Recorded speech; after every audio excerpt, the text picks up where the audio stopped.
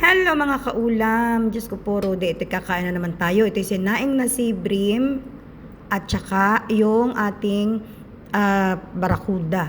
Isang malaking barakuda aking hinati, tapos meron akong gulay na bulanglang.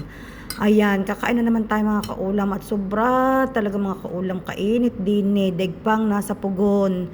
Sabi nga ng mga matatanday, daigpang nasa impyernong luma, ano kaya ang kasta sa impyernong bago? Talaga naman, kailangan natin mga kaulam kumain ng gulay pag ganito ang panahon. Ako'y mas pabor ako sa tag-init kaysa sa taglamig. Pero pag kahapon, grabe kahapon mga kaulam. Alam niyo yung parang apoy, tapos yung parang nakadampi sa iyong balat yung apoy na basta gayong kahapon, dahil kahapon naghatid kami ng mga bata sa school bus, tinulungan namin ang mga nanis na maghatid ng mga bata sa school bus kahapon. Dahil nga sa sobrang init, kailangan ng mga batang yung para hindi na sila magtakbo-takbo sa labas, kaya namin hinatid. Tinulungan namin, ito talagang hindi. Tapos alam niyo yung nagsanib puwersa yung init ng mga school bus na nakahilera, tapos yung init ng araw, ay Diyos ko po, Rode.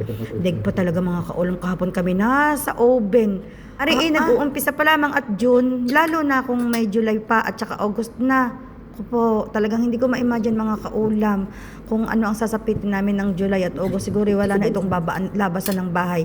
Kaya lamang, medyo nadagdagan ng aking tutorial ngayong summer. Parang 4 na bata yata.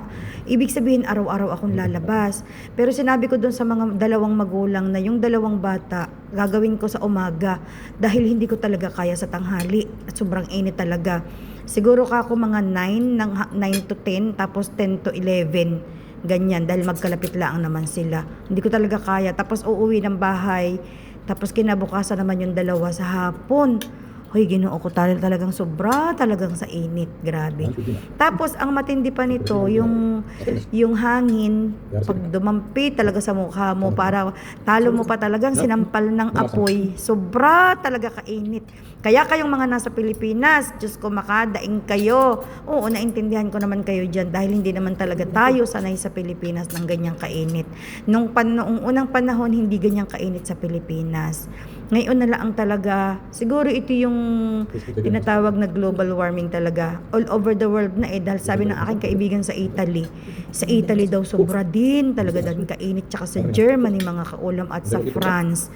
Kaya ayaw ko munang pumunta ng France, Germany at Italy. Pero wala pa rin tatalo sa init ng Middle East. Ito yung nangunguna pa rin sa kung magkakaroon ng contest, mananalo kami mga kaulam sa painitan talaga ng panahon. Matindi lang sa Pilipinas mga kaulam, hindi lahat ng tao ay afford mag-aircon. Hindi lahat ng bahay ay may aircon, lalo na yung mga nasa probinsya. Pero nasa probinsya, swerteng-swerte na kayo niyan dahil kung makaupo kayo sa ilalim ng puno, iba talaga ang simoy ng hangin. And unlike kung ikaw ay nasa syudad, kagaya ng Maynila, yun talaga, kailangan mo talagang mag-aircon dahil wala talagang mga puno-puno, walang mga dagat, walang mga ilog, wala. Sa probinsya, sige, sobrang init. Pumunta ka doon sa ilalim ng puno ng mangga, maglagay ka ng papag. Kumain ka doon ng nilagang balinghoy at saka nilagang saging na saba. Ayos na. Sa Maynila, wala kang magaganyanan. Kaya nakawawa talaga ang mga nasa Maynila. Plus, ang mga nasa Maynila, pagkatapos ng init, ay di uulan, baha naman. Ayan na si Mother Nature, maniningil na ngayon ng baha.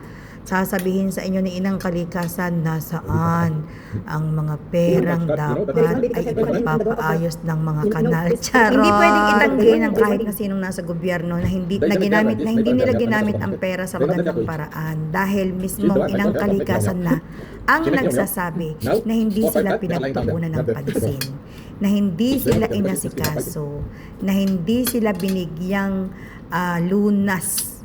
Dahil pag ulan ngayon, diyan lalabas ang lahat ng ebidensya na talagang ginamit ang pera sa pansariling kapakanan. Charot, naging politika tuloy tayo. Basta ang mahalaga mga kaulam, may masarap ang aming kain at kami may bulanglang na gulay at may sinaing na isda.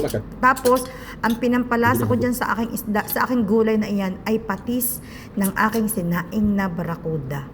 Sobrang sarap talaga mga kaulam. Yan na lamang talaga ang nagpapasaya sa amin dito ngayon. Sa sobrang init ng panahon, daanin sa masarap na kain, daanin sa mga gulay-gulay at prutas mga kaulam. Pasalamat na lang din kami dito sa Dubai, sa UAE dahil napaka-mura dito ng pagkain. Afford mo talaga ditong maggulay araw-araw, afford mo talaga ditong mag-isda araw-araw. Afford mo talaga dito pag gusto mong kakain ng hipon, hindi ka magdadalawang isip, alimasag, hindi ka magdadalawang isip, bibili ka kaagad dahil afford mo ang presyo. Kapag maraming hipon, yung season ng hipon, pwede kang makabili ng 20 dirhams 1 kilo. Ay, ang 1 kilo naman mga kaulam, kung kayo'y dalawa laang, 3 lutuan nyo na yan. O kung ikaw ay mag-isa, ang 1 kilo siguro mga 2 to 3 weeks mo na. Gayong katipid dito. Dahil ang 1 kilo naman ng hipon ay marami na mga kaulam. Magaan lamang timbangin ang hipon. O diga, ay siya, dyan na kayo.